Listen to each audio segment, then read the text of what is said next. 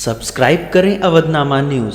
Subscribe button पर click करें, फिर राइट साइड में बने बेल पर भी क्लिक करें ताकि आपको हमारे वीडियोस की नोटिफिकेशन मिलती रहे।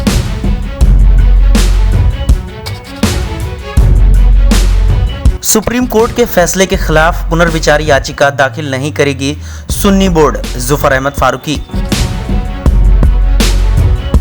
सुन्नी सेंट्रल वक्फ बोर्ड की मंगलवार को लखनऊ के मॉल एवेन्यू स्थित बोर्ड के कार्यालय में बैठक हुई, जिसमें बहुमत से यह तय किया गया कि अयोध्या केस में सुप्रीम कोर्ट के फैसले के खिलाफ पुनर्विचार याचिका दाखिल नहीं की जाएगी। बैठक में मौजूद 7 में से 6 सदस्यों ने इस पर सहमति दी है। सिर्फ एक सदस्य अब्दुल रज्जाक ने इस निर्णय का विरोध किया है। वहीं 5 एकड़ जमीन लेने के मुद्दे पर बोर्ड सदस्य अगली बैठक में विचार करेंगे। बोर्ड के 8 सदस्यों में से प्रयागराज से वकील कोटे से इमरान महबूद खान ने बैठक का बहिष्कार किया। बोर्ड के सदस्य अब्दुल रज्जाक ने कहा कि सुन्नी वक्फ बोर्ड अयोध्या केस में सुप्रीम कोर्ट के निर्णय के खिलाफ रिव्यू पिटीशन दायर नहीं करेगी। 7 में से 6 सदस्यों ने इस पर सहमति दी है। मैं इकलौता सदस्य था जिसने यह आवाज उठाई कि रिव्यू पिटीशन दाखिल हो। जमीन लेने या ना लेने पर विचार अगली बैठक में होगा। इससे पहले सरकार जमीन लेने के लिए ऑफर करेगी।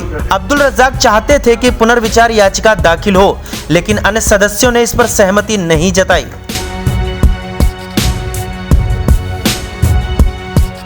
बोर्ड के चेयरमैन जुफर अहमद फारूकी ने कहा कि all India Muslim personal law board एक अलग संस्था है, फिर उसके फैसले पर हम क्यों कोई विचार करें। आगे फारूकी ने कहा कि बाबरी मस्जिद से संबंधित देश की सर्वोच्च अदालत के निर्णय पर विचार किया, जिसमें सदस्यों ने विचार किया कि इस मामले में अब कोई पुनर्विचार याचिका दायर नहीं की जाएगी। सुन्नी सेंट्रल वक्फ बोर्ड ने आज दिनांक 26/11/2019 की मीटिंग में बाबरी मस्जिद से संबंधित माननीय उच्चतम न्यायालय के निर्णय पर विचार किया, जिसमें बोर्ड ने आम राय से तय किया कि इस मामले में अब कोई पुनर्विचार याचिका दायर नहीं की जाएगी। जबकि बोर्ड के एक सदस्य जनाब अब्दुल रज्जाक खान साहब अधिवक्ता ने इस राय का विरोध किया। माननीय उच्चतम न्यायालय के निर्णय के पालन में 5 एकड़ जमीन के मामले में अग्रेतर कार्रवाई अभी विचारार्थ है और अभी कोई निर्णय नहीं लिया गया है। माननीय सदस्यगण को अपनी अंतिम राय देने में अभी और समय की जरूरत है, इसलिए उक्त के संबंध में जो भी निर्णय लिया जाएगा इसकी सूचना भी दे दी जाएगी। बोर्ड द्वारा ये भी निर्णय लिया गया है कि बोर्ड की तरफ से अयोध्या विवाद पर प्रिंट मीडिया अथवा इलेक्ट्रॉनिक मीडिया से बात करने के लिए सिर्फ अध्यक्ष को ही अधिकृत किया गया। 5 एकड़ की जो भूमि है, अग्रिम जो भी कार्रवाई होनी है उसके संबंध में गौर किया गया और ये तय पाया कि अभी माननीय सदस्यगण इस मामले में और समय चाहते हैं अपनी राय बनाने के लिए, तो इसको अभी फिलहाल हमने कोई निर्णय न लें इसके ऊपर और हम आगे बैठ के फिर इसके निर्णय। मैं समझता हूँ कि मेरी पर्सनल राय है, मैं समझता हूँ कि माननीय उच्चतम न्यायालय का जो आदेश का अनुपालन है उसमें कानून जो है वो कैसे आड़ेगा, ये क्वेश्चन कहाँ से फ्रेम हुआ मुझे नहीं मालूम है। कानून देखना माननीय उच्चतम न्यायालय का काम है, मेरा नहीं है। वो अगर उन्होंने ऑर्डर किया है कुछ तो कानून देख के ही किया होगा। इसके पीछे लॉजिक ये है कि हम एक पब्लिक स्टैंड ले चुके हैं शुरू से कि जो फैसला आएगा सुप्रीम कोर्ट का उसे हम मानेंगे, भले वो हमारे खिलाफ ही क्यों ना हो। और ये सिर्फ हमारा स्टैंड नहीं था, बल्कि जितनी भी मुस्लिम ऑर्गेनाइजेशंस हैं और जो भी लोग इससे संबंधित रहे हैं पक्षकार, उनका सबका यही मानना था कि जो अब मामला सुप्रीम कोर्ट में अंतिम चरण में सुनवाई में है, सुनवाई पूरी हो गई है, फैसला सुरक्षित हो गया है, फैसला जो आएगा उसको हम मान लेंगे, चाहे हमारे पक्ष में हो या हमारे हित में ना हो, हमारे खिलाफ हो, हम मान लेंगे।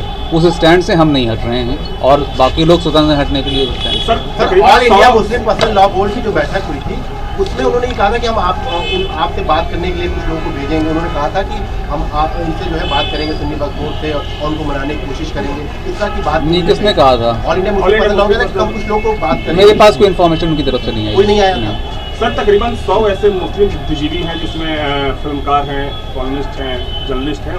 उनका ये कहना है कि जो रिव्यू पिटीशन की बात कही जा रही है वो गलत है। सुप्रीम कोर्ट का फैसला आखिरी फैसला है और जिस तरीके से all India Muslim personal law board ने रिव्यू पिटीशन की बात कही है, हम लोग उसके पक्ष में नहीं है। इस पर क्या रिएक्शन है? मैंने तो उनकी राय मान ली। जोहर भाई, आप कह रहे हैं कि सुप्रीम कोर्ट का फैसला आपने मानने के लिए पहले भी कहा था और अब भी कह रहे हैं, तो सुप्रीम कोर्ट का फैसला तो आ गया, उन्होंने आपको 5 एकड़ जमीन भी दे दी, तो वो फैसला तो आप मानेंगे ना फिर? नहीं, देखिए, हम सुप्रीम कोर्ट के फैसले का पूरा उसका एहतराम कर रहे हैं और उसे ऑनर कर रहे हैं। हम चूंकि ये मुद्दा 5 एकड़ वाला हमने नहीं अपनी तरफ से उठाया था, ना हमने सुप्रीम कोर्ट में ये डिमांड की थी लेने की, और ना लेने और ना लेने की बहस हमने छेड़ी। ये बहस भी कहीं और से शुरू हुई है। तो जिन लोगों ने बहस शुरू की है उनसे सवाल करिए। हम तो ऑर्डर को फॉलो करेंगे, हम उस पर अभी राय बनाएंगे हमें क्या करना है। और फिर कह रहे हैं कि ऑर्डर फॉलो करेंगे। सुप्रीम कोर्ट आपको 5 एकड़ जमीन दे रही है। नहीं, सुप्रीम कोर्ट नहीं दे रही, सुप्रीम कोर्ट ने सरकार को डायरेक्शन दे। हम उसी पहलू पे भी विचार करेंगे कि हमें क्या करना चाहिए। तो विचार करने में कितना समय लगेगा? कभी 13 तारीख को बैठक थी, फिर आज आपने 26 को बैठक, कितना समय लगेगा? 13 को कहाँ बैठक थी? 13 को कोई बैठक नहीं हुई थी। बैठक पहले प्रस्तावित थी, फिर आपने उसको 26 किया। देखिए, वो बैठक प्रस्तावित थी अब इसके फैसला आने से पहले से, और उसमें ये इशू नहीं था, उसमें रेगुलर इशूज हमारे। कितना समय लगेगा अभी करीब आपको राय बनाने में इसमें पूरे मामले में? मैं इस बारे में अभी नहीं बता पाऊंगा। सर, इसके बाद भी कोई बैठक बुलाई गई है जमीन के मामले में? बुलाई जाएगी। आप सुन्नी वक्फ बोर्ड पक्षकार रहे हैं, बाबरी मस्जिद डिमोलिशन केस में सुप्रीम कोर्ट ने जो अभी वर्डिक्ट दिया है उसके बारे में आपका क्या कहना है? देखिए, वो जो क्रिमिनल केस है वो एक सेपरेट प्रोसीडिंग्स हैं, जो कि सरकार की तरफ से या प्रोसिक्यूशन एजेंसी की तरफ से केस होता है, सीबीआई की तरफ से। तो उसमें बेसिकली जो पक्षकार हैं, जो ज़मीन विवाद में पक्षकार थे, उनका डायरेक्ट उसमें कोई लोकस स्टैंड नहीं होता है। ठीक है, लेकिन मिल्कियत आपकी थी? नहीं, मिल्कियत हमारी थी, लेकिन जो एक एक्ट होता है क्रिमिनल एक्ट, उसमें जो वादी मुकदमा होता है वो सरकार होती है या प्रोसिक्यूशन एजेंसी होती है। डायरेक्टली उसमें कोई ज़मीनी विवाद का सिविल सूट के पक्षकारों का सीधे उसमें कोई इंटरफेयर नहीं होता, वो पार्टी उसमें नहीं होते हैं। हाँ, लेकिन वो तोड़ा गया ना, वो स्ट्रक्चर तोड़ा गया, जो कि वो सुप्रीम कोर्ट ने कहा कि वो तोड़ा गया और इलीगल हुआ, कहा इलीगल का। अब ये उस कोर्ट के ऊपर है ना कि वो कॉग्निजेंस ले।